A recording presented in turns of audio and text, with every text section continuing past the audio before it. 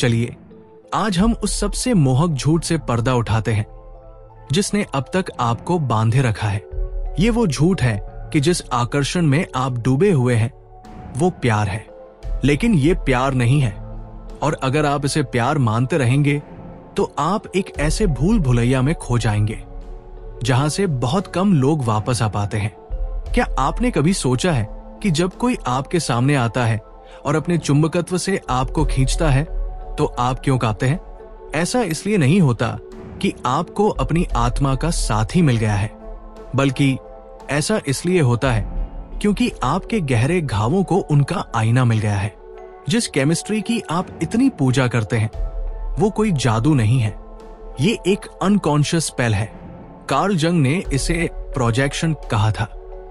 आपकी कमियां, आपके बचपन के दर्द, आपके भीतर का खालीपन, वो सब कुछ जिसे आप छिपाने की कोशिश करते हैं, वो किसी और के शरीर में लिबास पहनकर आपके सामने इस तरह खड़े हो जाते हैं मानो वो आपकी मुक्ति हो।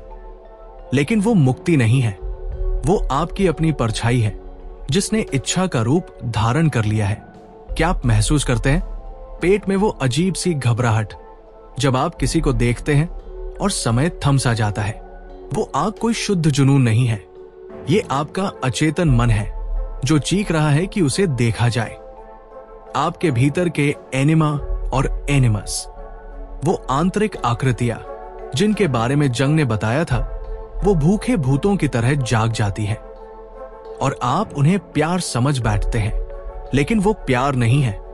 ये आपका घायल बच्चा है जो उस वयस्क के दरवाजे पर दस्तक दे रहा है, जो उसे बचाने के लिए कभी नहीं आएगा। यही वजह है कि आप बार बार एक ही कहानी दोहराते हैं। आप खुद को जुनूनी, जहरीले और विनाशकारी रिश्तों की खाई में झोंक देते हैं क्योंकि आप तीव्रता को सच मान बैठते हैं और वहीं आप एक दुष्चक्र में फंस जाते हैं। पहले डोपामिन का विस्फोट, फिर निर्भरता और बाद में चिंता। ये हमेशा एक ही पैटर्न होता है। जरा देखिए, जब कोई पुरुष उस महिला की ओर खिंचा चला जाता है जो उसे चोट पहुंचाती है, ये कोई संयोग नहीं है, ये उसका विकृत एनिमस है जो उस पर अपनी मां के आर्किटाइप को प्रोजेक्ट कर रहा है, जिसने उसे पर्याप्त प्यार नहीं दिया, जिसने उसे नजरअंदाज किया, जिसने उसे सजा दी। और जब एक महिला उस पुरुष से चिपकी रहती है जो उसे अपमानित करता है, तो अक्सर उसमें उस पुरुष की इतनी शक्ति नहीं होती, बल्कि उसके चेहरे पर उसके अनुपस्थित पिता की छाया होती है। ये इस तरह काम करता है।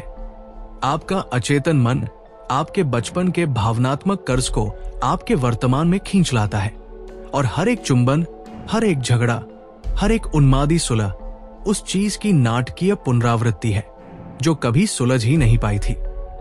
जैसे आप एक ऐसे नाटक में फंसे हुए हैं जिसे एक अदृश्य स्क्रिप्ट राइटर ने लिखा है, और हर बार जब आप सोचते हैं कि आप इम्प्रोवाइजिंग कर रहे हैं, आप बस अलग अलग एक्टर्स के साथ वही लाइनें दोहरा रहे होते हैं। क्या आपने महसूस किया है जब आप किसी को देखते हैं और लगता है कि मैं इसे पहले भी जी चुका हूं? जैसे किसी अनजान चेहरे को भीड़ में पहचान लेना। ये किस्मत नहीं है, ये कोई जादुई घटना नहीं है, ये आपका अचेतन मन है जो उस व्यक्ति पर एक नकाब डाल देता है। आप उन्हें वैसा नहीं देखते जैसे वो है, आप उन्हें वैसा देखते हैं जैसी आपको उनकी जरूरत है। और यही फर्क सब कुछ बदल देता है। जब कोई आपको तुरंत आकर्षित कर लेता है तो असल में वो व्यक्ति नहीं चमक रहा होता, बल्कि आपकी अपनी प्रोजेक्शन उस पर चमक रही होती है। ये एक प्रोजेक्टर को खाली दीवार पर डालने जैसा है। आप सोचते हैं कि आप सबसे आकर्षक दृश्य देख रहे हैं, लेकिन असल में आप अपनी ही छिपी हुई छवियों को देख रहे होते हैं जो एम्प्लीफाइड होकर आप तक वापस आ रही है। और जब लाइट बंद हो जाती है, दीवार खाली होती है और आप निराश होकर सोचते हैं कि सामने वाला बदल गया है। वो बदले नहीं है, ये आप थे जिसने उन पर एक नकाब डाला था जो इनेविटेबल तरीके से टूट गया। जंग ने चेतावनी दी थी कि आकर्षण के पहले चरण अक्सर भ्रम से भरे होते हैं। उस अवस्था में दूसरा व्यक्ति एक इंसान नहीं बल्कि एक प्रतीक होता है। जब आप दूसरे की पूजा करते हैं तो आप उसे एक वस्तु में बदल देते हैं। आप असली इंसान से प्यार करना बंद कर देते हैं और आर्केटाइप के सामने घुटने टेक देते हैं। यही वजह है कि इतने सारे रिश्ते एक ही मोड़ पर टूट जाते हैं। पहले सब कुछ जुनून होता है, एक ऐसा बवंडर जिसे रोकना असंभव लगता है। फिर निराशा इनएविटेबल होती है। तुम पहले जैसे नहीं रहे, तुम बदल गए हो। नहीं, जो बदला वो आपकी प्रोजेक्शन थी। और अब आप बिना अपने इल्यूशंस के उस इंसान को देख पाते हैं। हमारे भीतर की सबसे दर्दनाक चोटें हमें सबसे अधिक आकर्षित करती है। और जब दो परछाइयां एक दूसरे को पहचानती हैं, तो एक आग भड़कती है जो दैवीय लगती है। लेकिन असल में ये एक ऐसी ज्वाला है जो सब कुछ भस्म कर देती है। यही कारण है कि इतने सारे रिश्ते जुनून के वेश में जेल बन जाते हैं। दो लोग एक दूसरे को देखते हैं और सोचते हैं कि उन्हें अपना साथी मिल गया, जबकि असल में उन्होंने सिर्फ अपने आघातों को एक साथ जकड़ लिया है।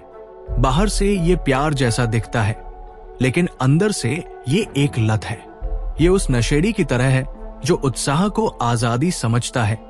आप तीव्रता को सच्चे प्यार से भ्रमित करते हैं और इसकी बड़ी कीमत चुकाते हैं। आप वही फंस जाते हैं, जुनूनी हो जाते हैं, छोड़ने में असमर्थ हो जाते हैं। जैसे कि उस व्यक्ति के पास आपके जीवन की चाबी हो, लेकिन उनके पास ये नहीं है। उनके पास ये कभी नहीं थी। चाबी हमेशा आपके अंदर थी। जंग ने कहा था, जो सचेतन नहीं होता वो किस्मत बनकर जिया जाता है। यही पैराडॉक्स है जिसे आप खुद में नहीं पहचानते। वो आपके सामने एक अप्रत्याशित व्यक्ति के रूप में आता है जो आपको केओस में खींचता है। लेकिन ये किस्मत नहीं है, ये अचेतन है। ये आपकी छाया है जो दूसरे के चेहरे से चिल्ला रही है। क्या आपने देखा है कि कितने लोग वर्जित, खतरनाक, विनाशकारी चीजों की ओर आकर्षित होते हैं, जैसे अंधेरे में एक इरेजिस्टिबल चुंबकत्व हो। ये कोई संयोग नहीं है। अंधेरा आपको इसलिए बुलाता है क्योंकि उसमें आपका वो हिस्सा है जिसे आपने हमेशा दबाया है। अगर आपने हमेशा अपने गुस्से को दबाया है तो आप किसी हिंसक व्यक्ति की ओर आकर्षित होंगे। अगर आपने हमेशा अपनी इच्छा को नकारा है तो आप किसी ऐसे व्यक्ति से मोहित होंगे जो बिना शर्म के कामुकता को दर्शाता है। वर्जित चमकता है क्योंकि आपकी शक्ति वही छिपी है, और जब तक आप इसे एकीकृत नहीं करते, आप इसे दूसरों के शरीरों में खोजते रहेंगे। लेकिन यही पर रास्ता भी है, क्योंकि हर एक जबरदस्त आकर्षण एक संकेत भी है। एक नक्शे पर एक सुराग है जो आपके सबसे छिपे हुए खजाने, आपकी प्रामाणिकता की ओर ले जाता है। जो आपको सबसे ज्यादा जुनूनी बनाता है वो उस चीज की ओर इशारा करता है जिसे आपको सबसे ज्यादा एकीकृत करने की जरूरत है। जो व्यक्ति आपको सबसे ज्यादा बेचैन करता है वो आपके उस हिस्से की जीवित याद दिलाता है जो अभी भी जंजीरों में जकड़ा हुआ है। क्या आप समझते हैं इसका क्या मतलब है? कि आपके सबसे दर्दनाक रिश्ते भी गलतियां नहीं थे, बल्कि संदेश थे। हर एक आंसू, हर एक ब्रेकअप, हर एक जुनूनी पतन एक अध्याय था जो आपको यहां तक लाने के लिए लिखा गया था।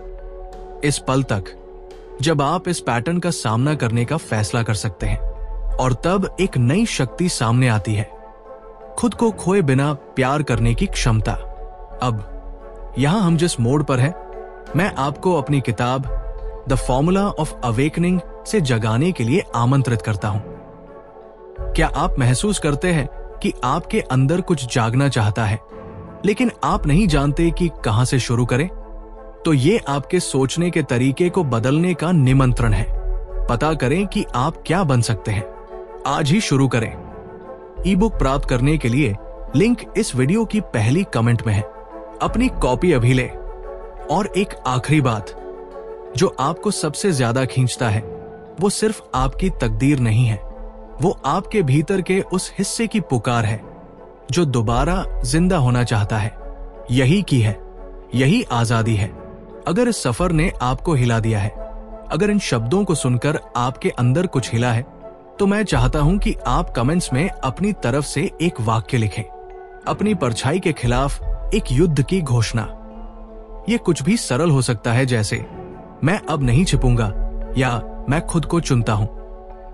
क्योंकि ऐसा करके आप न केवल खुद के साथ साझा करते हैं, आप दूसरों को भी जागने में मदद करते हैं। और अगर ये सब आपको छू गया है तो सब्सक्राइब करें, क्योंकि यहां आपको सही संदेश या खाली वादे नहीं मिलेंगे। यहां हम उन सच्चाइयों की खोज करते रहेंगे जो कोई आपको बताना नहीं चाहता, वो जो जलती है लेकिन रोशन भी करती है। और मेरा विश्वास करें, जो आने वाला है वो और भी क्रूर और भी खुलासा करने वाला और भी नजरअंदाज करना असंभव होगा। तो तैयार हो जाइए, क्योंकि जो हमने अभी खोला है वो यही बंद नहीं होगा। ये उस दीवार में सिर्फ पहली दरार है जिसने आपको सालों से थाम रखा है। और अब जब दरार बन गई है तो देरसबेर दीवार गिर जाएगी। और जब ऐसा होगा तो आप पाएंगे कि जिस चीज ने आपको हमेशा बांध रखा था वो कभी दूसरा नहीं था, वो आप खुद थे। अगले सफर में मिलते हैं, तब तक ये याद रखें, जिस चीज को देखने से आपको सबसे ज्यादा डर लगता है वही वो है जिसे आपको सबसे ज्यादा खोजने की जरूरत है। और एक आखिरी चेतावनी, इस स्क्रीन को यह सोचकर बंद ना करें कि आप सब कुछ समझ गए हैं, क्योंकि शायद आज रात जब आप अपनी आंखें बंद करेंगे तो आपकी परछाई आपसे मिलने के लिए सपनों में आएगी, आपको याद दिलाने के लिए कि अभी भी बहुत कुछ बाकी है जिसे एकीकृत करना है। अगर आप सो सके तो अच्छी नींद लीजिए।